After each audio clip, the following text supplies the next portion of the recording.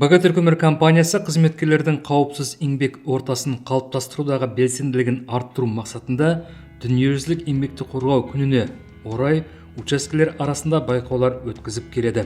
Қатысуға ниет білдіргендерді арнайы құрылған конкурстық комиссия барып тексереді. Олар атқарылған жұмыстарға, қауіпсіздік шараларының сақталуына және нормативтік құжаттарының жүргізілуіне баға береді. 2025 жылы үздік тұрмыстық вагонша аталымы бойынша Богатырь кеніші теміржол кешенінің екінші жол учаскесі жеңімпаз атанды.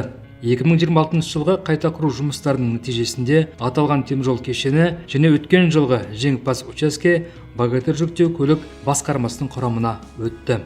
Учаске 4 бөлімшеге бөлінген. Оларда барлығы 44 адам еңбек етеді, басым көпшілігі жол жөндеушілер.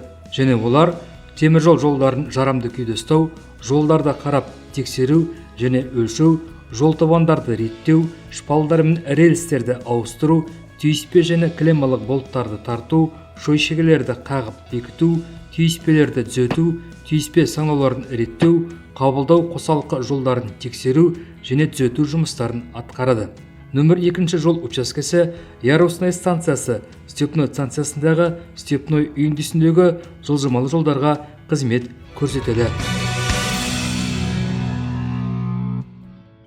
Хотелось занять первое место. Что на это повлияло? Алдымызға қойған мақсатымыз жалғыз еді, ол бірінші орын алу. Осындай жетістіктің сыры неде? Бұл қатысу және жеңіске талпыныс. Біздің ұжым тек ерлерден тұратындықтан, әрқайсымыздың бойымызда намыс пен жеңіске деген табиғи құштарлық бар. Осы қасиеттеріміз бізді алға жетеледі. Ақыры діттегеніміз орындалып, бірінші орынды иелендік. Жол жөндеушілер қыстың ызғарлы суығы мен жаздың аптап ыстығына қарамастан ашық аспан астында еңбек етіп, көмір мен аршылым жұмыстарын тасымалдайтын теміржол көлігінің кедергісіз қозғалуына жағдай жасайды. Сондықтан олардың ас су ішіп тынығатын орындары да еңбектеріне сай лайықты болғаны абзал. Ребята чистоплотные, всегда поддерживают порядок. Біздің жігіттер өте ұқыпты, әрдайым тазалық сақтайды. Қауіпсіздік шараларының бәрін бұлжытпай орындайды. Негізі бәрі өз орында тұрып, айналы таза болса адамның өзіне де жақсы ой. Рол перделер іліп, қол кептіргіштер орнаттық. Қазіргі заманға сай сүлгі қолданбайтын болдық. Бір жерге сөребе кітіп, енді бір жерде ақпараттық тақтаны жаңартып, жұмыс орнымызда барынша жайлы етіп жатырмыз. По мелочи, где-то полочку прикрутили, где-то улучшили информационную доску, улучшили где-то. Учаске бұған дейін де осы жыл сайынғы байқауға қатысып, жүлделі орындардан көрініп жүрген. Алайда бірінші орында алғаш рет алды. Ұжымда тек ер азаматтар жұмыс істегеніне қарамастан, олар кезекшілік кестесі бойынша вагоншылардың тазалығына жауапкершілікпен қарайды. У нас есть соответствующие графики поддержания чистоты. Бізде тазалықты сақтаудың арнайы кестелері бар, және олар қатаң сақталады. Әркім өз кезегімен кезекшілік етеді. Кезекшілік аяқталған соң, жауапты қызметкер арнайы параққа қол қояды. Әр адам өз кезекшілігіне толық жауапты.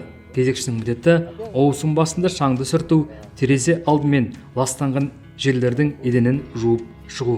Ал ауысым соңында міндетті түрде ылғалды тазалау жүргізіледі. Еден сыпырылып жуылады. Біз кеніште жұмыс істейтіндіктен шаңдың жиналу заңдылық. Сондықтан тоңазытқыштарды, ас үй жабдықтары мен микротолқынды пештерді үнемі сүртіп тұру қажет. Ал қол жетпейтін қиын жерлер аптасына бір рет арнайы жуғыш заттармен мұқият тазаланады. Скажем так, генерально с чистыми средствами.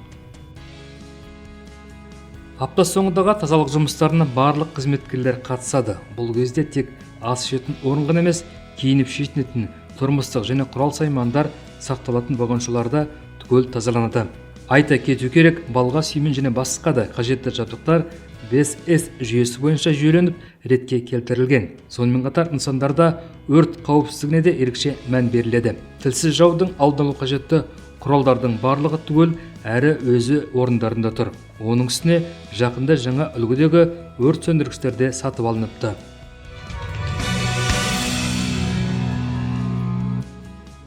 В первую очередь, конечно, это проведение инструктажей. Повторных инструктажей. Ең алдымен нұсқамаларды қатаң сақтауға баса назар аударылады. Жұмысқа жаңадан келгендер үшін еңбек өрт қауіпсіздігі бойынша кіріспе нұсқамалар өткізіледі. Бұдан бөлек күн сайын таңертеңгілік наряд кезінде өрт қауіпсіздігі шаралары егжей-тегжейлі түсіндіріледі. Темекі шегу орындарында үгіт-насихат плакаттары ілінген. Сондай-ақ өрт сөндіргішті қолдану тәртібі туралы нұсқаулықтар орнатылған. Инструкции, как пользоваться огнетушителями. Ас ішетін орындар мен басқа да тұрмыстық вагоншаларды аптасына бір рет басшылық құрам аралап тексеруден өткізеді. Мұндай шаралар кезінде барлық қауіп қатерлердің алдын алуға бағытталған жұмыстардың сапасы бақыланады. Ал еңбек қауіпсіздігі мен еңбекті қорғауды дәріптейтін байқаудың биылғы қатысушыларына өткен жылғы жеңімпаздар сәттілік тілеп үздік болуға шақырады.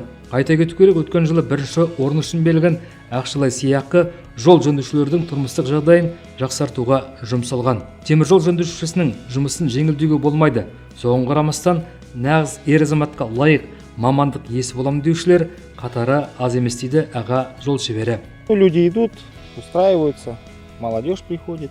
Адамдар келіп жұмысқа тұрып жатыр, жастар да бар, оқытамыз. Жол жөндеушінің шәкірті ретінде орналастырамыз. Біздің геніш әлемге әйгілі, сондықтан келіп жатқан адамдарға осындай ірі кәсіпорында еңбек ету қызықты. Известие, можно сказать, на весь мир. Нөмір 2 жол учаскесінің еңбек қауіпсіздігі мен 5С жүйесіндегі жоғарғы көрсеткіштері олардың лайықты жеңісіне негіз болады. Бұл жетістік ұжымның жауапкершілігі мен кәсіпорындағы өндірістік мәдениеттің жоғары екенінің айқын көрсетеді.